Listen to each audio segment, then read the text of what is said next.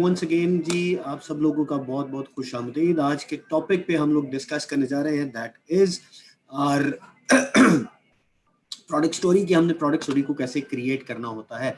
Product story को create करने से पहले आपको ये बताता चलूं कि आपको कंटेंट राइटिंग या कंटेंट क्रिएशन के ऊपर फोकस करना होगा। आई एम सॉरी जी, कंटेंट क्रिएशन के ऊपर फोकस करना होगा कि कंटेंट को कैसे क्रिएट किया जाता है और उसके क्या क्या प्रोसेस है। क्योंकि जब तक आप कंटेंट को नहीं समझेंगे या कंटेंट की फिलॉसफी को नहीं समझेंगे, उस वक्त तक आप प्रोडक्ट स्टोरी क्रिएट नहीं कर पाएंगे। सो आज का टॉपिक बड़ा ज़बरदस्त, प्रोडक्ट स्टोरी कैसे क्रिएट की जाती है, लेकिन उससे एसोसिएटेड एक टॉपिक जो कि हमारा है कि कंटेंट को कैसे राइट किया जाता है, उस प्रोसेस को हम लोग डिस्कस करेंगे। लेकिन उससे पहले I would request and suggest, please अपने अपने माइक्स ऑफ रखिएगा। वैसे मैंने तो ऑफ कर दी है। दूसरा, आप गलती से जब ऑन करते हैं, अपना जब ज्वाइन करते हैं तो आपका कैमरा ऑन हो जाता है, तो प्लीज़ अपने कैमरास को भी आप एक दफ़ा ऑफ रखिएगा। मैंने भी यहाँ से सबको बंद कर दिया है।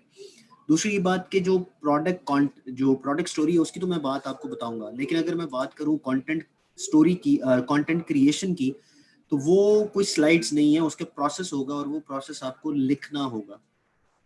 उसके 7 स्टेप्स हैं। वो 7 स्टेप आपको हेल्प करेंगे कि किस तरह से एक अच्छी प्रोडक्ट स्टोरी है, एक अच्छा कंटेंट क्रिएट किया जाता है। सो आई एम श्योर आप सब लोग रेडी होंगे और हम लोग इसको स्टार्ट करेंगे अपने कंटेंट राइटिंग के उस प्रोसेस से जो कि हमें चाहिए होता है। सो कंटेंट राइटिंग के प्रोसेस से पहले कुछ और गुजारिशात जो मैं करना चाहूँगा, और वो ये कि प्लीज़ अपने जो मैसेजेस हैं उनको या अपने सवालात जो हैं उनको आप संभाल के रखिएगा, क्योंकि आपसे सवालात हम लोग करेंगे इस टॉपिक के एंड होने के आखिर में। तो जिसका जो भी सवाल होगा हम कोशिश करेंगे उसको आंसर करने की। दरमियान में अगर आप मैसेज सेंड करेंगे तो शायद एक दूसरे के मैसेज पढ़ने से जो डिस्ट्रैक्शन है होती है, क्योंकि जब आप मैसेज सेंड कर रहे होते हैं तो हर कोई मोबाइल पे देख रहा होता है और वो पॉपअप होता है। तो मोबाइल चूंकि पॉपअप होता है, उसकी वजह से थोड़ा सा चैलेंज ये आता है कि लोग डिस्ट्रैक्ट हो जाते हैं और मैसेज ठीक तरह से रीड आउट नहीं कर पाते या समझ नहीं पा रहे होते हैं।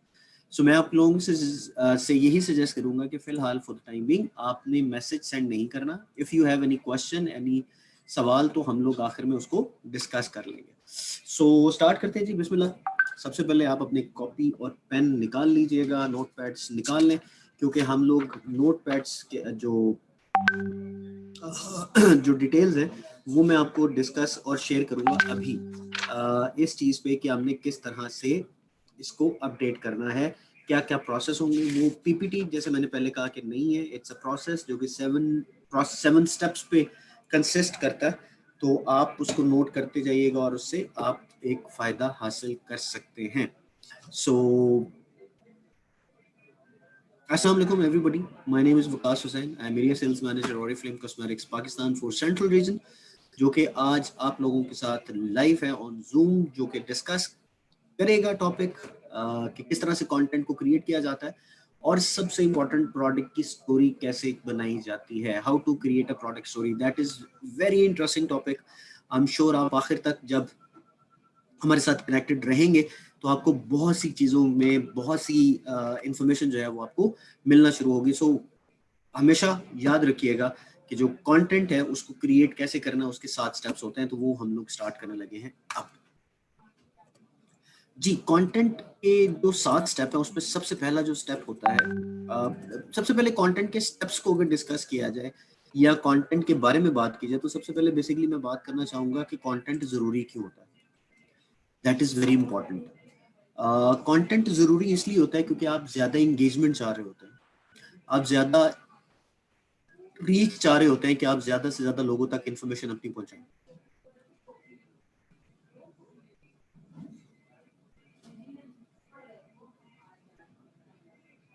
ठीक है जी। सो हम लोग बात कर रहे थे कंटेंट क्यों क्रिएट किया जाता है, उसकी इंपॉर्टेंस क्या है। तो उसकी इंपॉर्टेंस ये है कि कंटेंट क्रिएट किया जाता है कस्टमर्स को इंगेज करने के लिए। अपना जो पॉइंट ऑफ व्यू है, अपनी जो इंफॉर्मेशन है या जो आपका मैसेज है वो लोगों तक इफेक्टिवली पहुंचाया जाए। This is how you do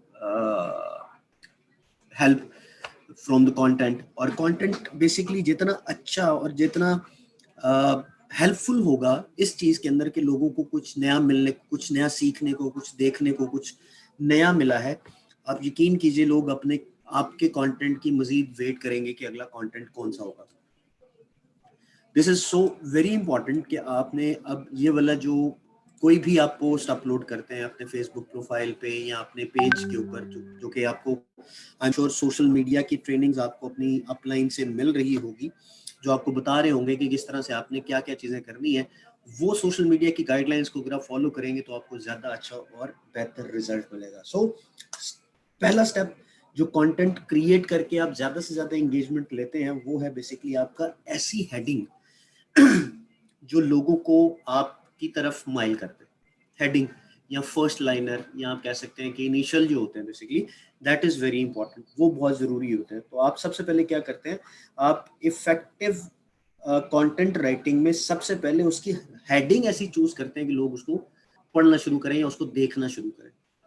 मिसाल के तौर पे आप अपनी कंटेंट राइटिंग में सबसे पहले कहते हैं कि जी 1 लाख रुपए का कैश अवार्ड जीतने का मौका, समथिंग लाइक दैट। अब कोई भी बंदा आपकी बात सुनेगा या देखेगा तो वो कहेगा कि यार देयर इज समथिंग, जो कि अच्छी बात इन्होंने बताई है। तो सबसे पहले आप लिखते हैं ऐसी हेड टर्निंग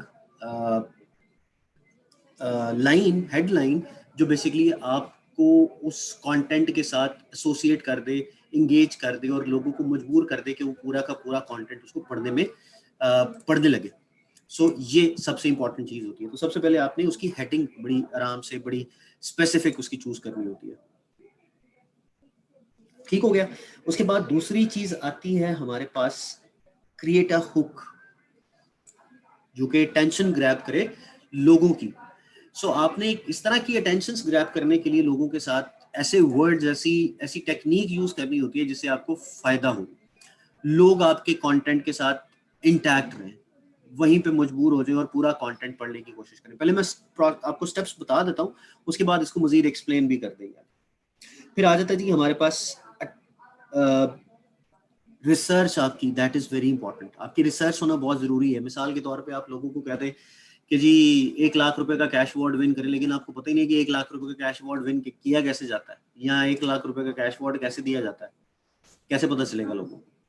सो आपकी रिसर्च होना that is also very very important. अच्छा जी, मुझे पास कंटिन्यूसली मैसेजेस आ रहे हैं कि आवाज़ नहीं आ रही है, तो मैं आपसे पूछना चाहूँगा कोई एक मुझे बता दे कि मेरी आवाज़ ठीक आ रही है या नहीं आ रही, या क्योंकि अगर मेरी आवाज़ आपको पहुंच रही है, कुछ चंद लोगों को नहीं पहुंच रही, तो मेरा ख्याल है कि उनकी सेटिंग्स का प्रॉब्लम होगा, जिनको नहीं पहुंच रही होगी। आ रही है, आ रही है, यस, क्लियर क्लियर क्लियर। यानी कि जिन लोगों को नहीं पहुंच पा रही उनका थोड़ा सा चैलेंज है, उन्होंने अपनी सेटिंग्स ठीक नहीं की हुई है। तो सेटिंग्स में ठीक करने के लिए आपको बताया, तो जब आप अपने मोबाइल के अपनी स्क्रीन पे क्लिक करेंगे तो आपकी स्क्रीन के ऊपर एक बटन बना आएगा जो कि होगा माइक का। उसको क्लिक करेंगे तो आपने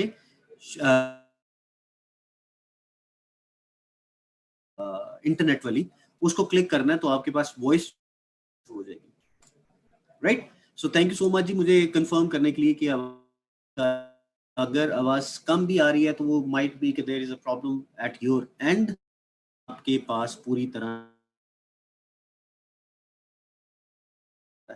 तो इट माइट बी कि आपके एंड पे थोड़ा सा चैलेंज हो। मेरे एंड से आवाज ठीक है क्योंकि सबको आवाज ठीक आ रही है। बात कर रहे थे जी अपने प्रोसेस की के टू द कोई कंटेंट हैं या लिखते हैं या किसी को कुछ होता है, तो एक पॉइंट से उसी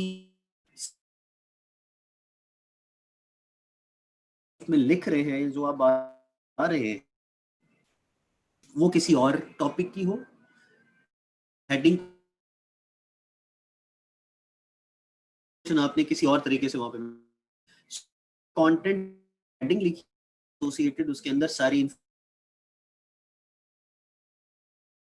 आपका कंटेंट आप लिख रहे हैं, जो मैसेज आपने बताना लोगों को, वो यूनिक वॉइस में होना चाहिए। यूनिक वॉइस मतलब आपका अपना होना चाहिए। कॉपी करना एज समथिंग के आइडिया लेने के लिए तो शायद वो बेहतर होगा, लेकिन अगर आप एज इट इज उसको कॉपी कर देंगे तो वो इतना कोई इफेक्टिव नहीं होता, क्योंकि आपकी अपनी लाइफ, आपका अपना जो आप कह लेंगे फीलिंग्स उसमें जो है वो एसोसिएटेड या उसमें एडेड नहीं होती है। तो जब इस तरह की चीज ऐड या इसमें इम्प्लीमेंट ना हुई हो ना, तो उसका इम्पैक्ट भी उस तरह से ठीक नहीं जा रहा होता। तो आपने अपनी वॉइस में लिखना होता है। फिर कंटेंट को ऑप्टिमाइज करना होता है कि जितना भी आप उसको कंसाइज कर सके, मिनिमाइज कर सके, कम अल्फाज इस्तेमाल करते हुए ज्यादा मैसेज, अपना बड़ा मैसेज क्लियर करा सके, वो बहुत इंपॉर्टेंट काम करता है। सो आपने ऑप्टिमाइज करनी होती है अपनी डिजिटल कंटेंट को, उसकी ऑडियंस को। आखिर में सबसे इंपॉर्टेंट है that is edit your work. जितना भी आप काम कर लें, जब फाइनल हो जाए उसके बाद उसकी दोबारा से रिव्यू करें।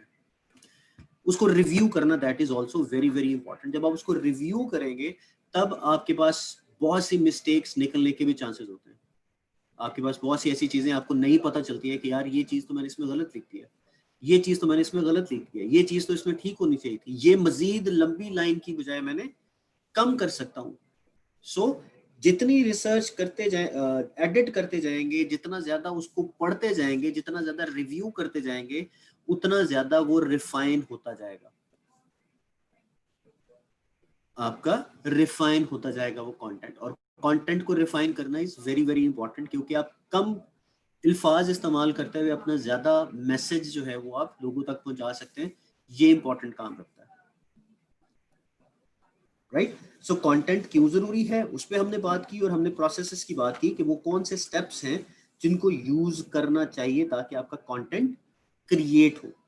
अच्छा, अब कंटेंट जैसे मैंने अभी आपको बताया कि उसकी एक्सप्लेनेशन अगर मैं आपको बताना शुरू करूं तो वो बहुत दूर तक चली जाएगी और बड़ी लंबी एक्सप्लेनेशन हो जाएगी, लेकिन मैं थोड़े थोड़े एक एक दो पॉइंट्स आपको बताऊंगा जिससे आपको आइडिया हो जाएगा कि मैं कहना क्या चाह रहा हूँ, और आपको मकसद मिल जाएगा कि आपने किस तरह से उसको आगे लेके चलना है। एग्जाम्पल के तौर पर अगर मैं बात करूँ तो सबसे पहले आ जाता है आपका हेड टर्निंग हेडलाइन। ऐसी बात लिखने की जो कि लोगों को मजबूर कर दे आपकी तरफ मुड़ने की। आपने अक्सर देखा होगा, आप सफर कर रहे हो या किसी जगह पे जा रहे हो तो अचानक से आपको लगता है कि यार इसको मैंने कहीं देखा है, इसको, ये मैं जानता हूँ इसको।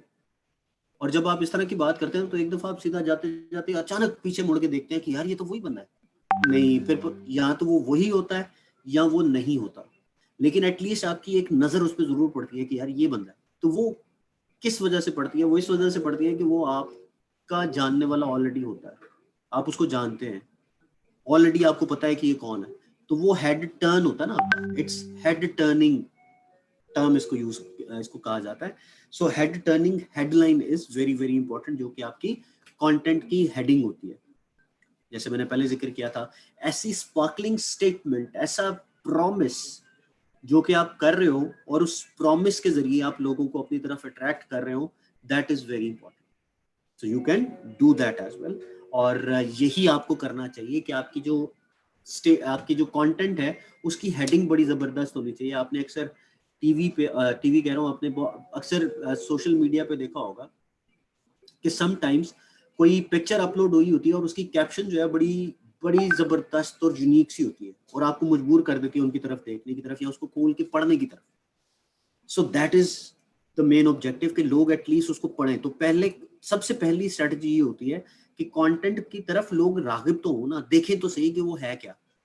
हैशटैग यूज करना या हैशटैग लगाना या हैशटैग का सहारा लेना इज समथिंग एल्स, वो अलग से डायमेंशन है, वो हम उसको फिर किसी दिन देखेंगे।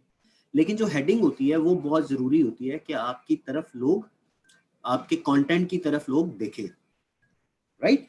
सो सबसे पहले तो आपने ये काम करना है कि आपकी जो स्टेटमेंट है that should be the sparkling statement, the promise, the big promise the company और यू आर मेकिंग, राइट। सबसे पहले आपने ये करना है। दूसरा आपने काम ये करना है कि आपकी जो कंटेंट है, जो आपने मेंशन किया है, जो आपने बताया, उसके अंदर जो भी मटेरियल लिखा गया है उस सारे मटेरियल में ऐसी चीजें होनी चाहिए कि लोगों की अटेंशन इंटैक्ट रहे,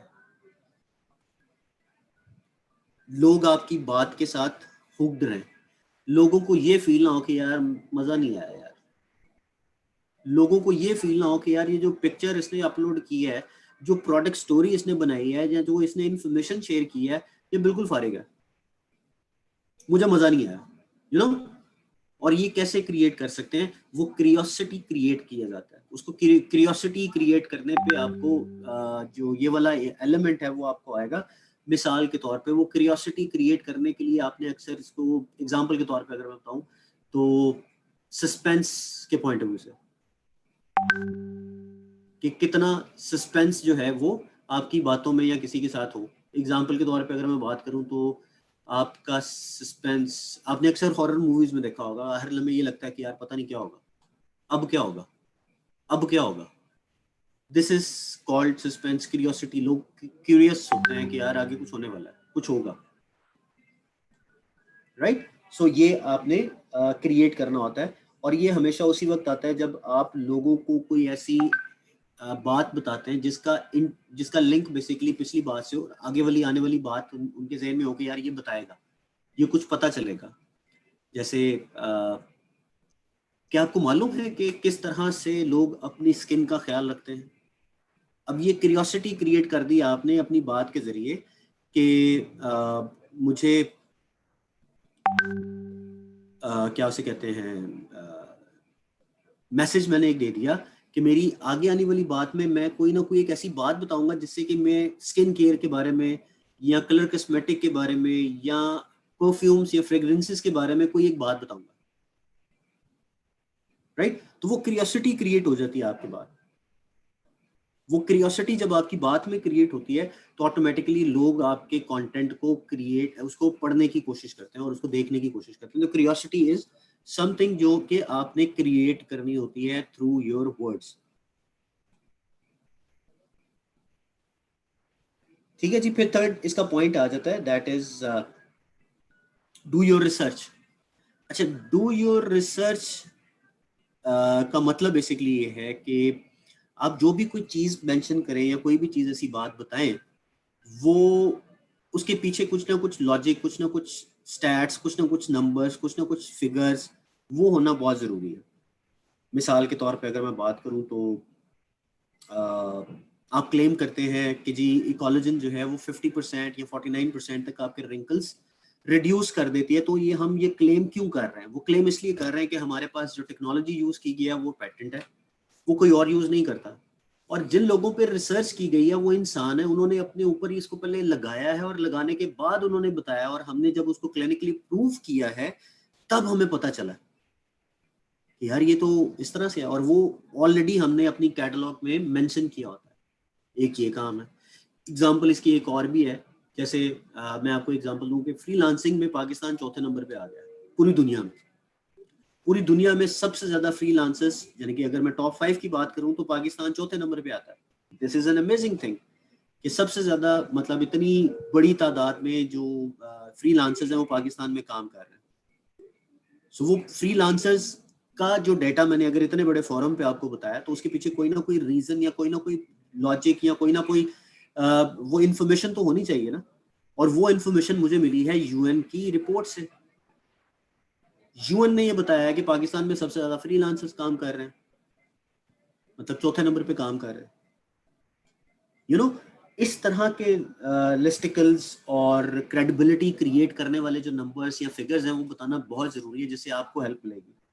और ये हमेशा उसी वक्त होती है जब आप लोगों के अंदर कोई नॉलेज ट्रांसफर और खुद लेने की कोशिश कर रहे होते हैं। ऑरिफ्लेम में बिजनेस भी ऐसा ही है। इसमें जितनी इंफॉर्मेशन आप लोगों को देंगे उतना ही आपका फायदा है, क्योंकि जितनी इन्फॉर्मेशन ट्रांसफर होगी उसके लिए आपको नया, आपका आधा ग्लास खाली हो जाएगा, आपको नई इन्फॉर्मेशन लेके आनी होगी।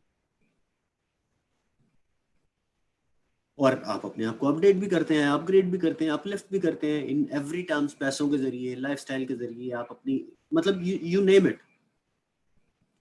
सो ये सारी की सारी इंफॉर्मेशन, सारी की सारी इंफॉर्मेशन किसी ना किसी क्रेडिबल इंफॉर्मेशन के ऊपर, कोई स्टैट्स, कोई डेटा के ऊपर कंसिस्ट कर रही होती है, और वो हम आप लोगों के साथ शेयर कर रहे होते हैं। और यही इंफॉर्मेशन अगर आप अपने कंटेंट में मेंशन करते हैं तो आपके कंटेंट की क्रेडिबिलिटी, आपकी क्रेडिबिलिटी बढ़ जाती है और लोग आपके कंटेंट को पढ़ते भी हैं।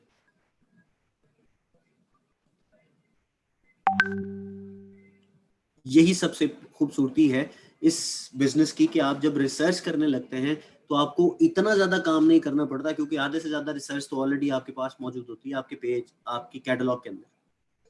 हमारे सोशल मीडिया अकाउंट्स जो ऑफिशियल हैं उन पे ये सारी की सारी इंफॉर्मेशन भी मौजूद होती है। अगर आपको वहां पे भी अवेलेबल ना हो तो हर प्रोडक्ट को हमारी वेबसाइट पे जाएं, आप क्लिक करें, वहां पे आपको 4 कैटेगरीज नजर आएंगी, जिसमें पहली कैटेगरी है उसकी इंग्रेडिएंट्स की, उसकी एप्लीकेशन की, उसकी डिटेल्स की।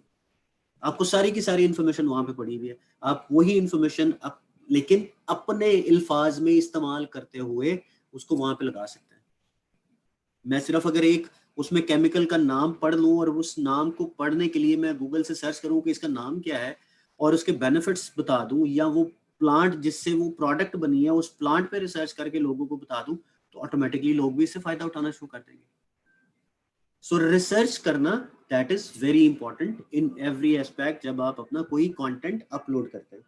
और इसीलिए कंटेंट या आपको जो शेयरिंग करने की बात की जाती है कि आपने अगर किसी को शेयर करना है या कोई शेयरिंग करनी है आपने, तो आपने एक हफ्ते में 3 से 4 दफा नहीं करनी, क्योंकि एक कंटेंट बनाने के लिए आपको अच्छी खासी मेहनत लगती है, अच्छी खासी इसमें टाइम लगता है। ऐसा नहीं है कि वहां से 2 चीजें पकड़ी, वहां से 3 चीजें पकड़ी, आपने उठाया उसको पिक्चर लगाई और पिक्चर लगा के आपने उसको साथ उसमें ऐड कर दिया, ऐसा थोड़ी होता है। कंटेंट इज अ कंटेंट जो कि आप खुद क्रिएट करते हैं, खुद राइट करते हैं, और यहीं पे हम मार खाते हैं कि हम लोगों की चीजें कॉपी करके पेस्ट कर रहे होते हैं। उसमें कोई रिसर्च नहीं होती, कोई लिस्टिकल्स, कोई उसकी क्रेडिबिलिटी नहीं होती, लेकिन हम शेयर कर रहे होते हैं। हम लोग वही माइंडसेट के साथ काम कर रहे होते हैं जो बाकी लोग कर रहे होते हैं कि 15 मिनट में गोरी गोरी। इस तरह से नहीं होता। You have to have something to plan and to execute so that people can really enjoy your content and always feel like कि उनको कुछ नया सीखने को मिलेगा जब आप अगली दफा को कंटेंट लेके आएंगे। So research is also very very important in your content. उसके बाद फिर चौथा पॉइंट आ जाता है, that is focus on a single purpose. आपका सिंगल पर्पस पे फोकस करना इज वेरी वेरी इंपॉर्टेंट। मिसाल के तौर पे आपने एक कंटेंट क्रिएट किया जिस पे रिसर्च की है, वो एक कोलेजन है या रिंकल्स है, राइट? अब रिंकल्स के ऊपर बात करते करते करते करते आपने दरमियान में काम की बात ये कर दी कि आपने उन्हें कह दिया जी फ्रेग्रेंसेस भी होती हैं हमारी। अच्छा, वो फ्रेग्रेंसेस की भी बात अब्सॉर्ब भी नहीं कर पाया था, साथ ही हमने छोड़ के उसको दे दिया साबुन भी है जी हमारे पास, और हमारे पास तो बॉडी शावर जेल भी है, हमारे पास तो बॉडी क्रीम्स भी हैं, और नहीं सच आपको बताऊं हमारे पास तो हेड टू टो सारी चीजें हैं, टूथपेस्ट भी पड़ा हुआ है। अब खुद इमेजिन करें कि अगर ये मैं 4-5 चीजें आपको बता रहा हूँ, 4-5 चीजों में से अगर एक चीज एक दूसरे के साथ मिंगल अप हो रही है तो नुकसान किसको हो रहा है? ना आपका मैसेज समझ आएगा, ना आपकी बात समझ आएगी, और इसी तरह से आप उसको प्रोलॉन्ग करते जाएंगे और करते करते करते करते एक ऐसे टाइम पे पहुंचेंगे जो आपने मेहनत की होगी, जिस पे आपने फोकस करना था या जो आपने काम करना था कि जी ये वाली प्रोडक्ट आपको मिलनी चाहिए, या आपने उस कंटेंट को लोगों तक रीच उसकी बढ़ानी थी, वो नहीं बढ़ पाएगी। वो क्यूरियोसिटी क्रिएट नहीं होगी, बल्कि आप लोगों को कंफ्यूज कर देंगे।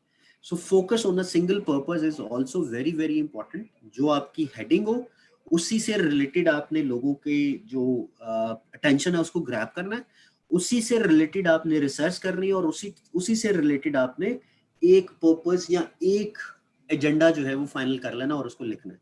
अच्छा, अब ये कैसे होगा?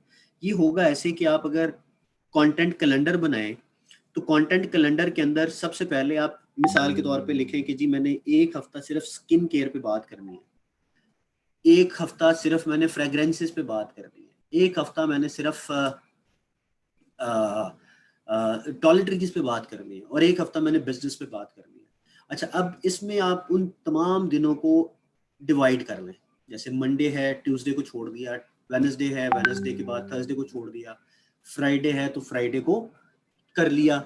सो इस तरह से आप ऑल्टरनेट डेज में 3 एक्टिविटीज अपनी कर रही होंगी या 3 पोस्ट अपनी शेयर कर रही होंगी।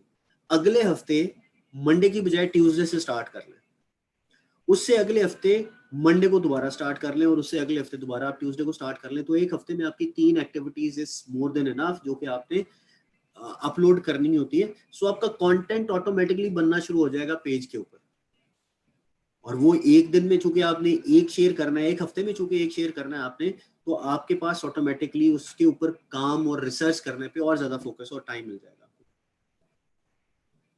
This is the best thing you can do and I can suggest on that, right? So इसके अलावा एक और इसमें काम कर सकते हैं, क्योंकि आप इसका स्केड्यूल बना रहे हैं, तो स्केड्यूल बनाने के साथ साथ आप अपनी जो रिसर्च है वो भी आप करें, और रिसर्च आप पेपर पे करें, अपने कॉपी पेन पे रिसर्च करें इसकी, कि किस तरह से आपका जो कंटेंट है उसको आप किस तरह से फोकस में लेके आएंगे, उसके अंदर कौन कौन से पॉइंट्स हैं जो आपने मेंशन करना है, कौन कौन सी ऐसी चीजें हैं जो आप लिखेंगे तो उससे फायदा होगा, कौन सी ऐसी चीजें हैं जो आप नहीं मेंशन करेंगे तो नुकसान हो सकता है। सो प्रोज एंड कॉन्स और डूज एंड डोंट्स आप उसमें पहले से ही मेंशन कर लेते हैं, आपको पता चल जाता है। और आई एम श्योर आप माशाल्लाह जितने आप लोग एक्सपर्ट हैं प्रोडक्ट से रिलेटेड, आपको कुछ मजीद ऐड करने की जरूरत नहीं होती, वो ऑटोमेटिकली आपको पता है, वो आप कर सकते हैं। So this is something very very interesting, आपने हमेशा इसको लिखना है, लिख के आप उसका बेनिफिट ले सकते हैं। जो टॉपिक है उसी से रिलेटेड आप रिसर्च करेंगे तो ऑटोमेटिकली आपको फोकस में भी वही चीज रहेगी। पांचवा चीज आ जाती है, that is your unique voice. Right your content in unique voice. मैं रिपीट कर रहा हूँ, right your content in unique voice. इसका मतलब क्या है? Right in content in unique voice, इसका मतलब ये है कि आप में से बहुत से स्टूडेंट्स होंगे यहाँ पे, ऑब्वियसली बहुत से लोग टीचर्स होंगे, बहुत से एजुकेशन डिपार्टमेंट से उनका ताल्लुक होगा, तो उनको आइडिया होगा कि जब भी आप अपनी रिसर्च करते हैं, रिसर्च करने के बाद आपको फाइनल जब थीसिस आप सबमिट कराते हैं तो प्लेजरिज्म में आपका चेक किया जाता है। आई एम श्योर वो मेरा ख्याल 14% या 15% से ज़्यादा नहीं होना चाहिए, 17% से ज़्यादा नहीं होना चाहिए। तो वो 17% से ज़्यादा ना हो, उसके लिए आपको अपने अल्फाज, अपने वर्ड्स, अपनी चीज़ें यूज़ करनी पड़ती है। राइट, अपनी चीज़ें यूज़ करनी पड़ती है। और ये उसी वक्त होगा जब हम ऑलरेडी आपको बता रहे हैं कि आपने अपना जो कंटेंट है उस कंटेंट मिक्स को अपडेट करना होता है। और कंटेंट मिक्स आपका है 80-20 का रूल। 80-20 का रूल ये है कि आपने 80% अपने बारे में बात करनी है और 20% आप क्या बात करते हैं, वो क्या काम करते हैं उसके बारे में बात करनी है। जी थैंक यू जवेरिया, 17% मुझे याद आ गया, 17% ही है।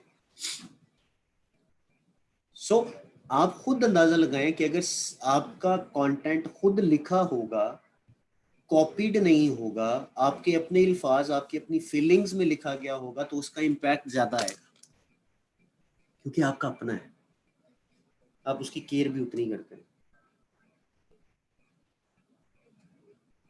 किसी और की केयर नहीं करते आप।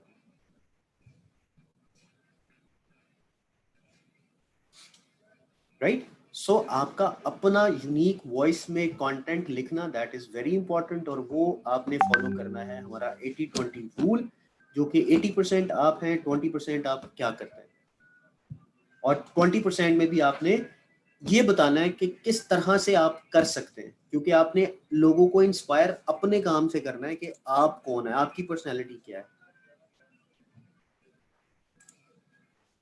ठीक हो गया। उसके बाद आ जाता है आपका ऑप्टिमाइज डिजिटल कंटेंट। ऑप्टिमाइज करने के लिए सबसे इंपॉर्टेंट चीज है, जो कि 2-3 चीजें हैं, जिसमें सबसे इंपॉर्टेंट मैं अगर बताऊंगा तो वो कंटेंट का मटेरियल है जो आपने लिखा है उसको मजीद कितना कंसाइज और छोटा कर सकते हैं, एक तो ये चीज है। दूसरा, आपको थोड़ा बहुत नॉलेज होना चाहिए सर्च इंजन ऑप्टिमाइजेशन का। सर्च इंजन ऑप्टिमाइजेशन का भी, कंटेंट का भी, और साथ साथ आपको थोड़ा सा आइडिया होना चाहिए इसका, कैसे कहते हैं, हैशटैग्स का। सो ट्रेंड्स कैसे बन रहे हैं, एल्गोरिदम कौन सा यूज हो रहा है, किस तरह की स्ट्रेटजी बन रही है, क्या क्या social media optimization, search engine optimization के अंदर क्या क्या ऐसी चीजें हैं जो आपको करनी है, सब कुछ आपके पास ऑलरेडी अवेलेबल है। और जब आप रिसर्च करना शुरू करते हैं तो आपके पास ये इन्फॉर्मेशन आना शुरू हो जाती है, और रिसर्च करने के लिए आपको गूगल से बड़ी इन्फॉर्मेशन मौजूद नहीं है। अब एसईओ अगर आपने सर्च करना हो तो हमेशा कोशिश ये करनी है आपने कि आप जब कंटेंट अपना बना रहे हो तो उसको बुलेट्स में लिखें, बुलेट्स में लिखें, मतलब पॉइंटर्स में लिखें। हैशटैग ऐसे यूज करें जो ट्रेंड्स में चल रहे हैं। राइट, मिसाल के तौर पे आप हैशटैग यूज करते हैं no ways ultimate left, please don't use such hashtags. इससे हैशटैग जो प्रोडक्ट है वो तो हाईलाइट हो जाएगी, आप हाईलाइट नहीं होंगे उससे। और हाईलाइट किस तरह से आप होंगे? आप जब अपना हैशटैग, अपनी ऑप्टिमाइजेशन, अपने वर्ड्स यूज कर रहे होंगे।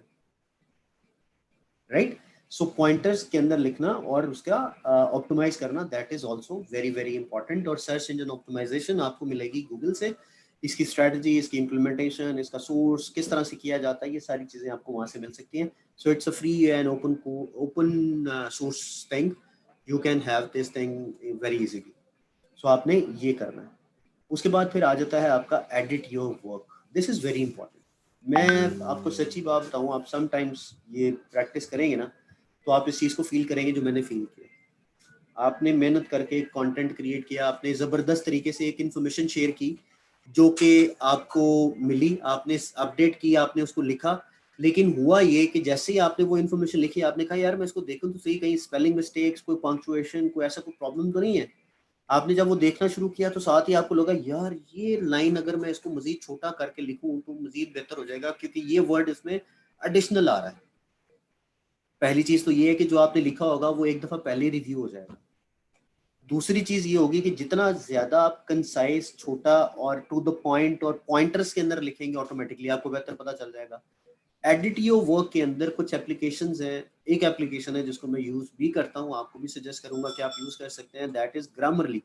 वो एप्लीकेशन आपके पास ऑनलाइन अवेलेबल है, वेबसाइट पे भी, और आपके पास एप्लीकेशन भी है। तो आपने क्या करना है, वो सारे का सारा कंटेंट जो लिखा है वो उसमें डाल दें, आपको पता चल जाएगा कि यार कहाँ पे आप पंक्चुएशन की गलती कर रहे हैं, कहाँ स्पेलिंग मिस्टेक कर रहे हैं, कहाँ आपको जो कंसाइज करना है इसको मजीद, कहाँ पे आप इसको करेक्ट कर सकते हैं, कंक्रीट कितना अच्छा हो सकता है। सो ये सारी की सारी इन्फॉर्मेशन आपको वहाँ पे मिल सकती है, जो कि ग्रामरली है। फ्री सॉफ्टवेयर है, फ्री एप्लीकेशन है। उसके जो बाकी फीचर्स हैं वो आपको पेड वर्जन में मिलते हैं, लेकिन फ्री में आपका काम हो सकता है। So you should use that particular application. So ये है वो 7 स्टेप जो कि आपके एक अच्छे कंटेंट को क्रिएट करने में हेल्प करते हैं, या कंटेंट राइट करने में आपको हेल्प करते हैं। जी शाजिया, एप्लीकेशन है ग्रामरली। ग्रामर होती है ना, ग्रामर, उसके आगे ली लगा दें, ग्रामरली। तो ग्रामरली एक एप्लीकेशन है, वेबसाइट है, वहां से आप इसकी इंफॉर्मेशन ले सकते हैं। जी सबा बिल्कुल ठीक कह रही हैं, ग्रामरली ठीक हो गया। सो इस तरह से आप एक अच्छा कंटेंट क्रिएट कर सकते हैं, जो कि मैंने 7 स्टेप्स आपको बताया। मैं सिर्फ स्टेप्स की हेडिंग आपको बता देता हूँ, आपको इंशाल्लाह वो याद रहेंगे और आपको हेल्पफुल रहेंगे। पहला था जी हेड टर्निंग हेडलाइन, फिर था grab the attention of the audience, फिर था जी डू योर रिसर्च, फिर focus on a single purpose, फिर था जी write in a unique voice, फिर था ऑप्टिमाइज डिजिटल कंटेंट, जिसमें मैंने कहा कि आप जितना कंसाइज छोटा लिख सकते हैं वो, और जितने सर्च इंजन ऑप्टिमाइजेशन की जो पैरामीटर्स हैं उनको आप मेंशन करते हैं। And 7th is edit your work, जितना ज़्यादा आप एडिट करेंगे उतना ज़्यादा आपको हेल्पफुल मिलेगी। अच्छा, ये सारी चीज़ें जो मैंने अभी आपको बताई हैं, अब मैं जो आपको बताने जा रहा हूँ वो बहुत ज़बरदस्त है, उनको एक दफ़ा आपने नोट करना है।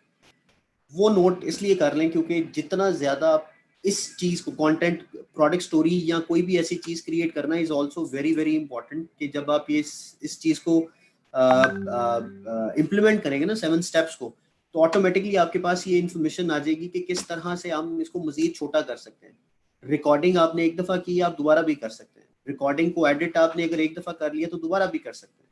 सो उससे एसोसिएटेड बाकी एप्लीकेशंस को आप भी यूज़ कर सकते हैं, उसमें कोई मसला नहीं है, लेकिन एटलीस्ट हमें बेसिक्स का पता हो तो फिर हम आगे जा सकते हैं। सो प्रोडक्ट स्टोरी के अंदर 3 स्टेप्स होते हैं। सबसे पहले कि जी प्रोडक्ट स्टोरी क्या बनानी है, आपने किस प्रोडक्ट की स्टोरी बनानी है, उसमें कौन सी ऐसी इंपॉर्टेंट चीज़ है जो आपने देनी है।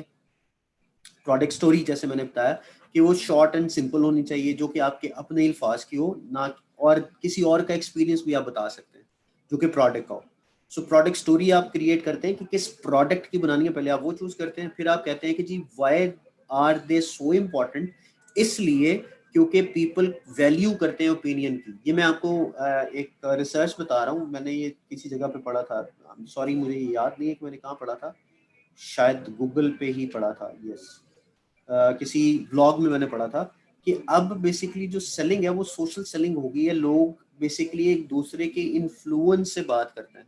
अब एडवर्टीजमेंट से शायद इतनी सेलिंग नहीं होती जितनी कि लोगों के मशवरे से प्रोडक्ट जो है वो सेल होती है, और 70% अब सेल इंक्रीज होती है, इफेक्टिव होती है, और 100% उसकी 70% of the sale is like आप कह लें कि लेजिटिमेट सेल होती है, उसमें कोई प्रॉब्लम नहीं होता। सो आप खुद देखेंगे 70% अगर सेल हो रही है लोगों के मशवरे से, तो why not to have something like that in our mind and in our pocket, जो कि हम लोगों को दे सकें। वैल्यू करना लोगों के ओपिनियन को और उस ओपिनियन को लोगों तक लेके जाना, दैट इज हेल्पफुल, और ये आपको हेल्प करता है। ठीक हो गया जी, रिकमेंडेशन देख रहे हैं जैसे मैंने आपको बताया। दूसरा कि हम इसको शेयर करेंगे, यस बिल्कुल करेंगे। हम इनको शेयर इसलिए करेंगे क्योंकि जब भी आप किसी बंदे से मिलते हैं तो मिलके आप अपना ओपिनियन उसको देते हैं, 1-to-1 मीटिंग में देते हैं, आप अपना ओपिनियन उसको देते हैं, ऑनलाइन मीटिंग्स में देते हैं, आप सोशल गैदरिंग में देते हैं, आप फेसबुक ब्लॉग्स में अपना अपना जो कमेंट है या जो अपनी इंफॉर्मेशन है वो शेयर करते हैं। सो ये सारा कुछ तो आप करते हैं, तो why not to share such thing जो कि ऑरिफ्लेम से रिलेटेड हो और आपको उस प्रोडक्ट से रिलेटेड हो जो कि आपको हेल्पफुल करे, राइट। सो प्रोडक्ट स्टोरी की ये 3 मेजर चीजें हैं, मेजर रीजंस हैं जो कि करनी चाहिए, जो कि करेंगे और आपको उसका बेनिफिट मिलेगा। पहली, जैसे मैंने जिक्र किया था, और पहली का नाम था जी के what are the product story, क्यों इंपॉर्टेंट है और क्या वो शेयर करेंगे या नहीं। तो पहले प्रोडक्ट स्टोरी, ये 3 स्टेप्स पे डिपेंड कर रही होती है। उसके बाद आ जाता है प्रोडक्ट स्टोरी, और प्रोडक्ट स्टोरी को कैसे क्रिएट करते हैं एक छोटी सी वीडियो देखते हैं, मैं आपको उसके बारे में बताता हूँ।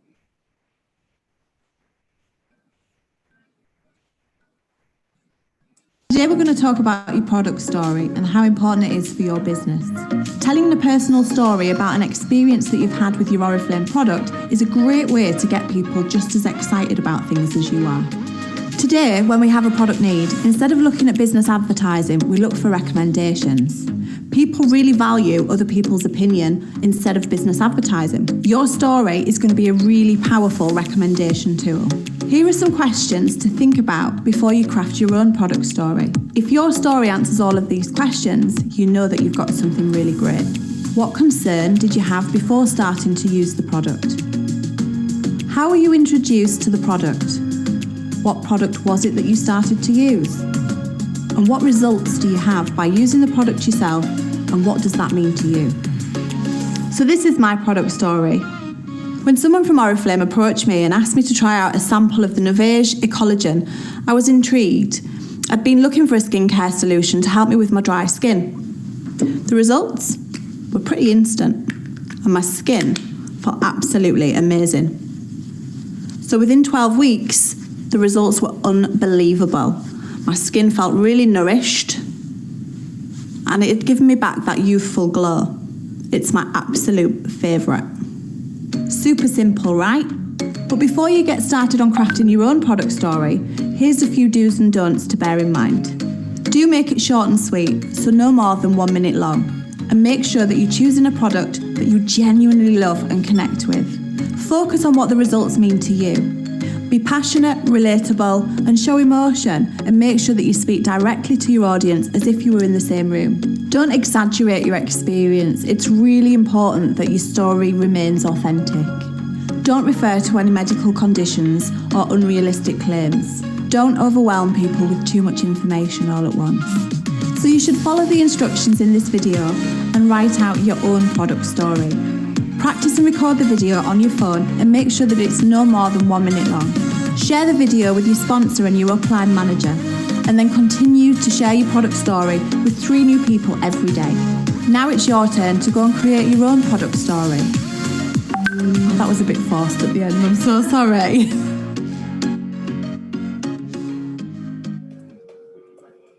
राइट। सो आपको ये याद रखना है कि आपने जब प्रोडक्ट स्टोरी क्रिएट करनी होती है तो आप वो कंटेंट ज़हन में रखें, जो आपको भी बताया, जो मैंने आपको पहले बताया था, do your research, pointers, right. So इस तरह की चीजें आपको क्रिएट करनी है ताकि लोगों के ऊपर वो कॉन्फिडेंस बिल्ड हो, ताकि आप उस वीडियो को जो आपने बनाई है, जो आपने एक्सपीरियंस शेयर किया है, वो 3 लोगों के साथ शेयर करें। एज अ प्रोस्पेक्टिंग टूल भी आप यूज कर सकते हैं। आप 3 लोगों को वो चीजें शेयर करें, लोग उससे कहें कि हाँ मुझे बताओ कि इसमें और क्या चीजें हो सकती हैं। So this is something very simple, easiest and quickest way to prospect and approach someone जो कि आपकी बिजनेस या आपकी प्रोडक्ट के साथ एसोसिएटेड नहीं है, या वो आपके साथ एसोसिएटेड नहीं है। डूज आप इसका स्क्रीनशॉट ले सकते हैं, एंड देन डोंट्स।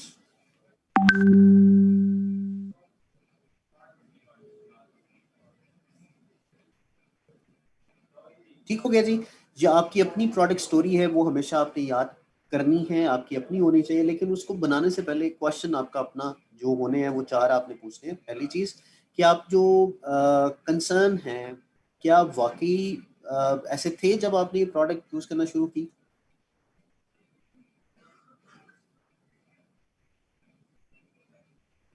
जब मैंने इंट्रोडक्शन दिया इस प्रोडक्ट का तो क्या था वो, क्या किस तरह की थी? What product did I start using? ठीक हो गया। क्या रिजल्ट्स आए जब मैंने इसको दिया और वो मेरे लिए कितने मायने रखते हैं?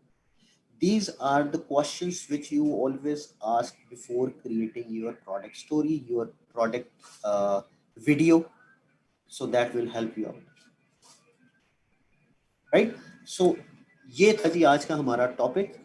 आई एम श्योर आप में से बहुत से लोगों को बहुत सी चीज़ों का पहली दफ़ा पता चला होगा, क्योंकि जब मुझे पता चला था तो दैट्स रियली अमेजिंग मी, और मुझे बड़ा इसने हेल्प किया था। Content creation is very very important, और उसी के ज़रिए आप अपनी बाकी चीज़ें जो है वो कर सकते हैं। मुझे तो बड़ा हेल्पफुल मिली थी इससे कि इस तरह से आप कर सकते हैं। So content creation, content writing basically, and then फिर आप बात करते हैं अपनी प्रोडक्ट स्टोरी की।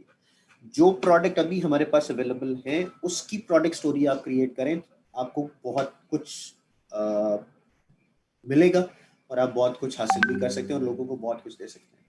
सो आई एम श्योर बहुत से लोगों के क्वेश्चंस होंगे, सो हम वन बाय वन उन तमाम लोगों को क्वेश्चंस को आंसर करने की कोशिश करते हैं। तरीकाकार ये होगा कि आप अपना हैंड रेस करेंगे और हैंड रेस करके मैं आपको अनम्यूट करूंगा, आपसे क्वेश्चन करूंगा और आपसे उसका आपको और बाकी लोगों को उसका जवाब देने की कोशिश करेंगे। पहले हमारे पास हैं जी तहरीम फातिमा, इनको अनम्यूट करते हैं और इनसे पूछते हैं इनका क्या सवाल है।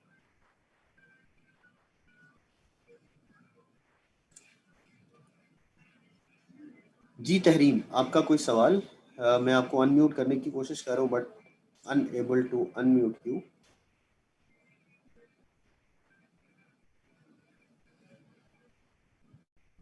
आई एम सॉरी जी, मैं नहीं कर पा रहा हूँ, कोई बात नहीं, हम नेक्स्ट क्वेश्चन करते हैं, उसके बाद फिर इनसे दोबारा पूछ लेते हैं। नेक्स्ट है जी हमारे पास नादिया। जी नादिया, आपका कोई सवाल?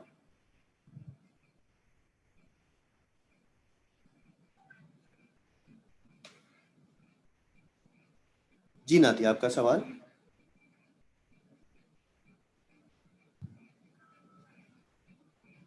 जी नहीं है, चलो thank you so very much.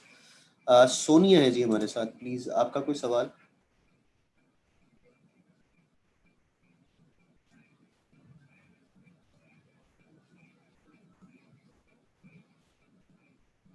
Sonia, आपका कोई सवाल है?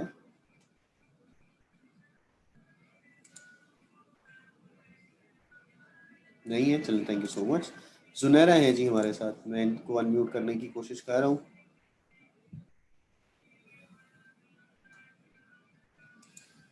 जी जुनैरा, आपका कोई सवाल?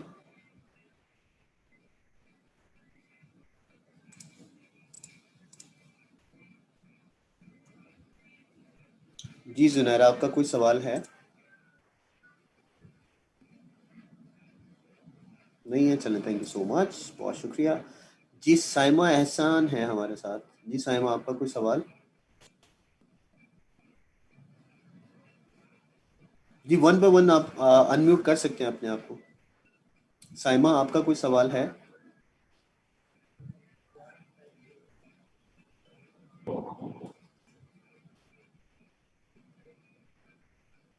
साइमा एहसान, आपका कोई सवाल नहीं है, चल थैंक यू सो मच। हमारे पास शाहिदा परवीन है जी, आपका कोई सवाल?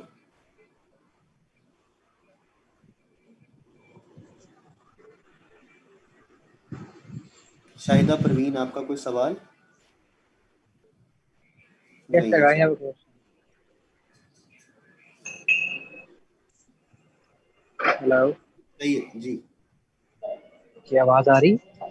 अली, आपने हैंड रेज नहीं किया, पहले उनसे बात कर लेते हैं जिन्होंने हैंड रेज किया था, फिर आपसे मैं आप क्वेश्चन कर लूँगा। Sorry sir. Thank you. Shahida का नहीं है जी, चलो ठीक है, thank you very much. Stitching design है जी हमारे साथ, कोई उनका नाम है, इस नाम से वो ज्वाइन किया हुआ उन्होंने। आपका कोई सवाल जी?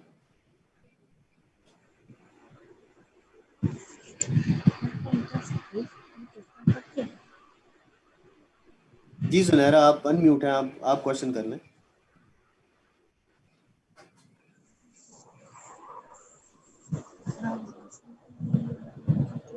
जी सुनहरा, आपका कोई सवाल है?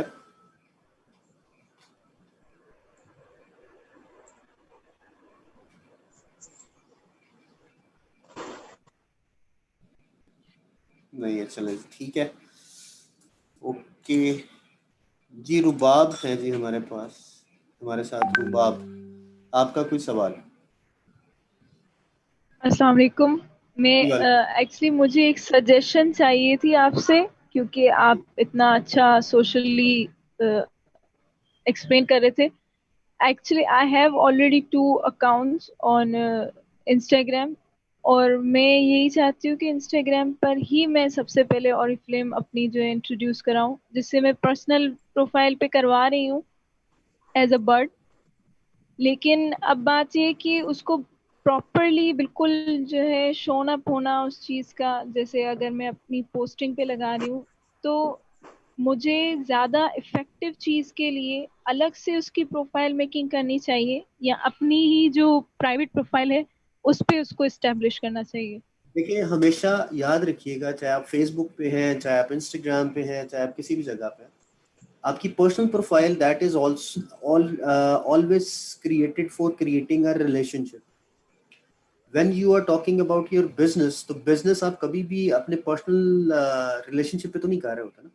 पहले आप या तो बिजनेस करते हैं या बिजनेस का रिलेशनशिप क्रिएट करते हैं और फिर उनको पर्सनल में आप ऐड करते हैं,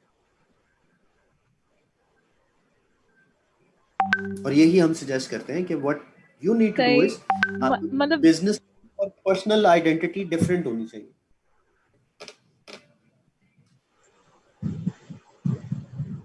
सही means I have to make another one?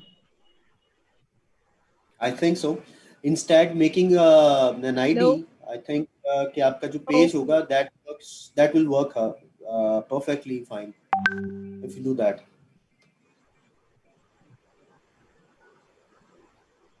ठीक। Thank you, thank you. You welcome जी, thank you so much. Next है जी हमारे पास शाजी, आपका सवाल जी। अस्सलाम वालेकुम सर। जी वालेकुम सलाम। सर अभी की जो ट्रेनिंग है, मीटिंग है, उसके हवाले से नहीं है, जो सुबह आपने ट्रेनिंग दी थी ना, जी उसके हवाले से मुझे क्वेश्चन करना था। जी बताइए।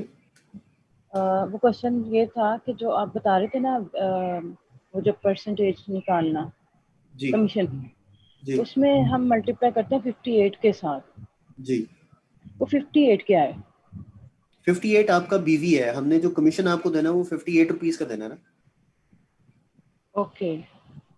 और बीवी, बीवी वो एक तो 100 बीवी से जितने भी पॉइंट आप करते हैं जी उसको आप जी 58 से मल्टीप्लाई करते हैं तो आपका बीवी आ जाता है, बिजनेस वॉल्यूम, कि आपने कितना बिजनेस वॉल्यूम जनरेट किया है। ओके, ठीक है। जितने पॉइंट्स होंगे उसको 58 से मल्टीप्लाई, आपकी तरफ से 58 है और जो पॉइंट्स हैं वो हमारे हैं। जी जी ठीक है सर, ये पूछना था। Thank you. वेलकम जी, थैंक यू, शुक्रिया जी। अली, अब आपका क्वेश्चन है जी प्लीज। अली हमजा है जी हमारे साथ। हाँ, कैसे हैं? जी अल्हम्दुलिल्लाह जी, बताइए। एक्चुअली बात, रिसेंटली 2 मिनट्स अगो मैंने ना एक वन ऑफ माय कलीग, मैंने उससे पूछा कि आप ऑरिफ्लेम यूज़ करती हैं, तो उन्होंने कहा कि मेरा ना एक्सपीरियंस हुआ था शैम्पू के साथ ऑरिफ्लेम का। अच्छा जी। तो उन्होंने कहा कि वो मेरा एक्सपीरियंस अच्छा नहीं रहा। हम्म, तो मैंने उनसे पूछा कि आप प्रोडक्ट्स वगैरह कहाँ से लेते हैं। उन्होंने कहा कि उनकी जो सिस्टर है वो दुबई से उन्हें भेजती हैं यहाँ पे। ठीक है क्या हुआ था? सॉरी, आपकी आवाज में शोर काफी ज्यादा है, मैं समझ नहीं पा रहा हूँ। जी, अब आ रही है ठीक से आवाज़? अब आवाज ठीक है। अच्छा। आपकी ये बात मुझे समझ आई कि आपकी कोई कलीग है, उन्होंने यूज किया तो एक्सपीरियंस अच्छा नहीं था, ये आपने बताया। जी, उसके बाद पता नहीं चला क्या बात हो रही है। अच्छा मैं गाइड कर देता हूँ। बात कुछ यूँ है कि उन्होंने ओरिफ्लेम का शैम्पू यूज़ किया था। ठीक है, अच्छा जी। तो उनसे मैंने पूछा तो वो कह रही हैं उनका जो एक्सपीरियंस है वो अच्छा नहीं रहा। अच्छा जी। तो मैंने पूछा फिर आप कौन से प्रोडक्ट वगैरह यूज़ करती हैं, तो उन्होंने कहा दुबई से उनकी जो सिस्टर है वो लेकर आती हैं। तो मेरा आंसर ये था कि मे भी शायद इसी बात से आपको जो एक्सपीरियंस अच्छा नहीं रहा कि आप जो ब्यूटी प्रोडक्ट्स है वो किसी और कंपनी का यूज करती हैं या फिर आउट ऑफ कंट्री का यूज करती हैं, तो इसी वजह से आपको महसूस नहीं हुआ होगा, क्या ऐसा नहीं, हो सकता है? ये ऐसा पॉसिबल नहीं है। देखिए, आप होता पता है क्या है, आप शैम्पू से लेके साबुन तक, और आप अपने शैम्पू के अलावा जो टॉयलेटरीज हैं, अगर मैं बात करूं फेस वॉश की या उसको यूज कर, तो बेसिकली हर एक क्रीम का, हर एक शैम्पू का, हर एक प्रोडक्ट का, हर एक स्पेसिफिक उसकी स्किन टाइप के साथ उसको एसोसिएट किया जाता है और यूज किया जाता है। अगर उन्होंने यूज किया होगा कोई ऐसा शैम्पू जो कि उनकी स्किन टाइप के साथ मैच नहीं कर रहा, तो वो प्रॉब्लम में आएगा। और हम भी यही कहते हैं कि आपको जब भी कोई ऐसी चीज पूछनी है या करनी है, तो एटलीस्ट आपकी रिकमेंडेशन इस तरह की होनी चाहिए कि आप पहले उसकी प्रोफाइल चेक करते हैं। आप ये देखते हैं कि उसका कंसर्न क्या है, उसकी स्किन टाइप क्या है, उसको प्रॉब्लम क्या आ रहा है, उसके बाद आप प्रोडक्ट रिकमेंड करते हैं। हम लोग ओके। बेसिकली ये है, most of the time, I am sorry, I am just general में बात कर रहा हूँ, जी बहुत जी। से ऐसे हमारे लीडर्स हैं, बहुत से हमारे ऐसे कंसल्टेंट, ऐसे ब्रांड पार्टनर्स हैं जिनको प्रोडक्ट का बिल्कुल आइडिया नहीं है, कुछ नहीं पता होता। सिर्फ ये पता होता है कि मुझे इस पे बचत ज्यादा हो रही है, वो प्रोडक्ट उठा के लोगों को दे देते बिल्कुल। हैं, तो वो हमेशा प्रॉब्लम क्रिएट करता है। But when you consider and tell that you are a consultant, तो फिर आपको कंसल्टेंसी देनी पड़ती है ना, और उसके लिए आपका खुद का एक्सपर्ट होना, दैट इज वेरी इंपॉर्टेंट। हम लोग बेसिकली बिल्कुल बगैर एक्सपर्ट ओपिनियन या एक्सपर्ट या प्रोडक्ट के बारे में जाने बगैर लोगों को प्रोडक्ट रिकमेंड कर देते हैं, उससे हमें नुकसान होता है। बिल्कुल और ऐसे। बल्कि सबको नुकसान होता है, क्योंकि अगर एक बंदे का प्रोडक्ट एक्सपीरियंस अच्छा नहीं रहा, तो वो अपनी फैमिली में सबको बताएगा, उसका भी प्रोडक्ट एक्सपीरियंस अच्छा नहीं होगा। जी जी। तो ये रीजन हो सकती है। उसके अलावा वो दुबई वाली प्रोडक्ट या बाहर की प्रोडक्ट यूज करना, that is not, I don't think it's,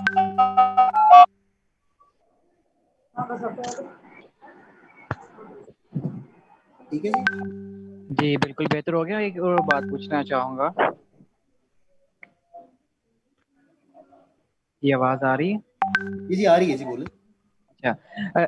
कोई मुझे वो बता सकते हैं कि मैं कहीं पे पढ़ या सुन रहा था कि अगर कोई क्लेम करना चाहे कि ये मुझे ये अच्छा नहीं है, कोई रिवर्जन करना चाहे उस प्रोडक्ट की, तो उसके हवाले से कुछ बता सकते हैं? स्किन केयर के बारे में है जी। नहीं, इफ प्रोडक्ट सपोज मैंने एक चूज किया है, तो उस हवाले से वो मुझे अच्छा नहीं लगा, रिवर्टेबल के हवाले से पूछ रहा हूँ, रिवर्टेबल है? बात कर रहा हूँ कि जो हम क्लेम करते हैं वो स्किन केयर की प्रोडक्ट्स पे क्लेम करते हैं।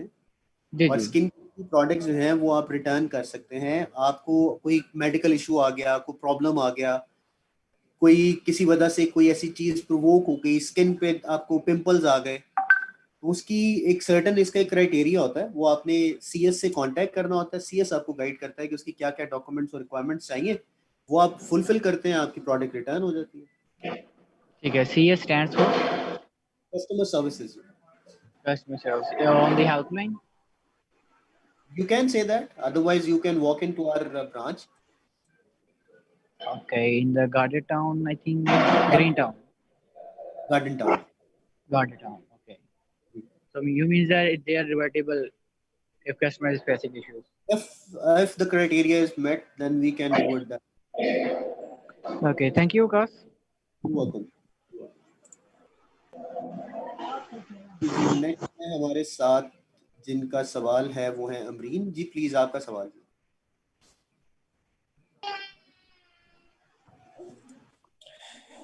जी सर, अस्सलाम वालेकुम। वालेकुम सलाम। मुझे ये पूछना था, क्या हमारी प्रोडक्ट्स जो हैं इनकी कोई एक्सपायरी या कुछ इस तरह से होती है, जी डेट्स, बिल्कुल एक्सपायरी होती है डेट? जी। लोग कोई भी प्रोडक्ट जो है वो उसकी एक्सपायरी 3 महीने की हो तो हम लोग वो देते हैं। 3 महीने से कम की अगर किसी की एक्सपायरी हो तो वो हम शेयर नहीं करते, वो सेल के लिए अच्छा, होती ही नहीं। मतलब कोई भी अगर प्रोडक्ट है वो हम सिर्फ 3 मंथ्स तक यूज कर सकते हैं, उसके बाद नहीं? मैंने ये नहीं कहा, मैंने ये जी कहा कि कोई भी ऐसी प्रोडक्ट जो हम आपको देते हैं उसकी जी। Expiry most of the time 2 साल, 2.5 साल, 3 साल तक की होती है। अच्छा। लेकिन अगर जी आपके पास कोई प्रोडक्ट आ रही है, वो जी मोस्ट प्रॉब्ली कोई फ्लायर की प्रोडक्ट होगी, या जी। आपने अगर कोई प्रोडक्ट किसी से परचेज की होगी, तो वो वाली प्रोडक्ट्स होंगी जिनकी एक्सपायर होने में 3 महीने से ज्यादा का टाइम है। 3 महीने से अगर कम होगी तो आपके पास आएगी नहीं ना, क्योंकि हमारी ये पॉलिसी है कि 3 मंथ्स लेस देन, जो 3 मंथ्स पॉलिसी है, प्रोडक्ट है, वो आपको नहीं मिलेगी। ओके, मतलब हमें कंपनी से ही नहीं मिलेगी अगर एक्सपायर्ड हाँ जी, वो कंपनी से डिटेल। ही नहीं मिलेगी आपको। अच्छा, चलो ठीक है, क्योंकि कुछ लोग ऐसे होते हैं ना जो कि पहले से प्रोडक्ट लेकर, जैसे ऑफर में आती है तो प्रोडक्ट लेकर रख लेते हैं।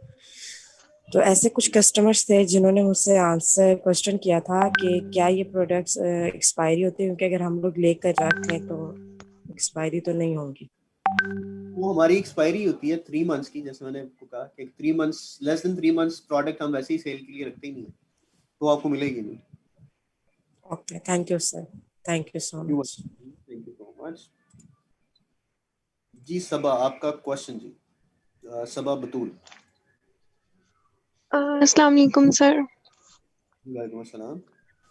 सर मेरा भी यही क्वेश्चन था कि मैंने ना अपनी कज़न को ना शैम्पू एंड कंडीशनर रेकमेंड किया था, उसके आई हेयर्स ना टोटली, नॉर्मल। मैं माजरत में आपका क्वेश्चन काट रहा हूँ, मैं आपकी बात काट रहा हूँ बहुत माजरत के साथ। क्या इस टॉपिक से रिलेटेड कोई सवाल है? क्योंकि मैं इससे अलग अगर कोई सवाल होगा तो मैं आपको आंसर कर दूंगा थ्रू आपके पर्सनल ईमेल एड्रेस पे। मैं अपना ईमेल एड्रेस भी बता दूंगा। मेरा जहाँ तक आप लोगों से रिक्वेस्ट है कि अगर इस टॉपिक से रिलेटेड कोई सवाल हो तो प्लीज़ आप पूछिएगा। अगर कोई और सवाल होगा तो वो हम डिविएट कर जाएंगे ना, तो हम लोग जो अभी डिस्कस किया है, जो पढ़ा है, उसका फिर फ़ायदा नहीं होगा। आपका जो सवाल है मैं उसको वैल्यू करता हूँ। आप प्लीज़ मुझे ईमेल कर दीजिएगा, मैं उस पर रिस्पॉन्ड कर दूंगा। मेरा ईमेल एड्रेस है waqas.hussain@oriflame.com। राइट, आप उस पर मुझे ईमेल कर दीजिएगा, मैं उस पर रिस्पॉन्ड कर दूंगा। Okay thanks. यू वेलकम जी, थैंक यू सो मच, बहुत शुक्रिया। नेक्स्ट है जी जुनैरा, हमारे पास 3 दफ़ा अनम्यूट किया है जी। हमने कोशिश की है इनसे बात करने की, लेकिन ये बात नहीं कर पाती है या इनकी आवाज़ नहीं आती है। अब देखते हैं कि अस्सलाम बात। वालेकुम। जी अस्सलाम जुनैरा वालेकुम प्लीज़। सर। जी अस्सलाम वालेकुम वालेकुम अस्सलाम। सर। मैंने आपसे खुद की बात करनी थी। मैं तकरीबन 1.5 मंथ से ओरिफ्लेम की जो ये नाइट क्रीम जो है मैं यूज़ कर रही हूँ, मुझे इस कोई टॉपिक फ़र्क से नहीं पड़ रहा रिलेटेड है। प्रोडक्ट, इस टॉपिक से रिलेटेड कोई कंसर्न है? इस टॉपिक से तो नहीं है, लेकिन मैं खुद की प्रॉब्लम मैं बता आपको रही हूँ। पर्सनल जितने भी आपके इश्यूज हैं या जो आपका जो भी कंसर्न है वो पर्सनली मुझे बता दीजिएगा, मैं उस पर आपको रिस्पॉन्ड कर दूंगा। मैं अपना ईमेल एड्रेस मेंशन कर रहा हूँ जी यहाँ पे चैट बॉक्स में। आप प्लीज मुझे उस पर ईमेल कर दीजिएगा। चैट आपको बॉक्स पे मैं सारी खुद को। जी, आपको मैं उस पर रिस्पॉन्ड कर दूंगा, जो भी आपका सवाल, जो भी आपका इशू होगा। ठीक है सर, ओके, अल्लाह हाफिज़। Right, thank you so much जी, बहुत शुक्रिया। नेक्स्ट किसी का कोई सवाल जी? Anyone else? जी बख्तावर प्लीज।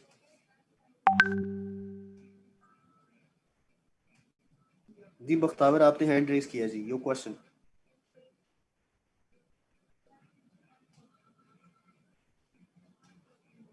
नहीं है, चलें जी, thank you so very much, बहुत बहुत शुक्रिया जी। ईमेल एड्रेस मैंने आपको लिख के दे दिया है चैट बॉक्स पे, मैं आपको बता भी देता हूँ जी, waqas.hussain@oriflame.com। प्लीज़ अपना क्वेश्चन मुझे ईमेल कर दीजिएगा, मैं आप लोगों को उसका रिस्पॉन्ड कर दूंगा। So thank you so very much for today's time.